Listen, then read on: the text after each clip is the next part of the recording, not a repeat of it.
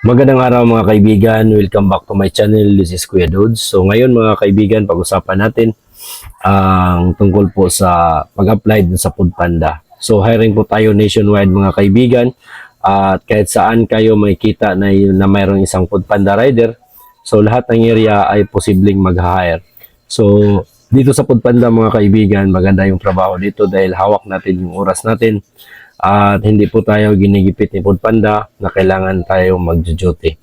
So, ang requirements dito mga kaibigan, sa mga kababayan sa pag-apply sa Foodpanda Rider, so kailangan mo lang na mayroon kang professional na driver license. So, professional driver license mga kaibigan, ang kailangan po dito, ulitin ko, professional driver license. At saka mayroon kang valid ID, at saka TIN number, at saka TIN ID. So, kailangan meron ka niyan mga kaibigan. Tapos, meron kang NBI clearance na nagpapatunay na ikaw ay negative sa lahat ng pending case na sa korte mga kaibigan, na wala kang pending case. So, yan lang po yung pinaka-requirements dito sa Foodpanda kapag ikaw ay mag-apply.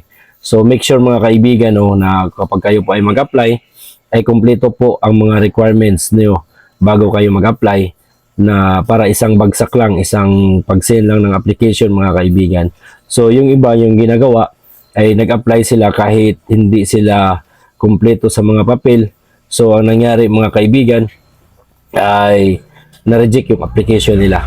So dito sa Foodpanda mga kaibigan, pag ma-reject ka na dito ng isang beses, so I think na forever ka nang hindi makakapasok. Dahil marami nang nag-comment sa mga video natin dati na hindi na daw sila makapag-apply. So, kailangan mo din mga kaibigan, bukod sa TIN ID, TIN number, NBI clearance, at saka professional driver license, kailangan mo din ng ORCR ng motor mo.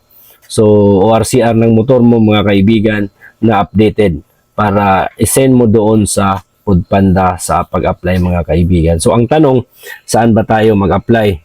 So, wala po tayong walk-in na pag-apply mga kaibigan dahil dito sa Pilipinas, isa lang po yung hub ni Foodpanda ay nandyan lang po sa Manila, at hindi po makakapasok po doon ang mga aplikante. So ang ginagawa dito mga kaibigan, sa comment section ilalagay ko yung referral link galing sa akin na i-refer ko kayo na para makapasok kayo sa Foodpanda. So ang gagawin nyo nun mga kaibigan, kung mayroon na kayong mga requirements, i-click mo yung referral link or i-save mo yung video na ito para hindi mawala mga kaibigan.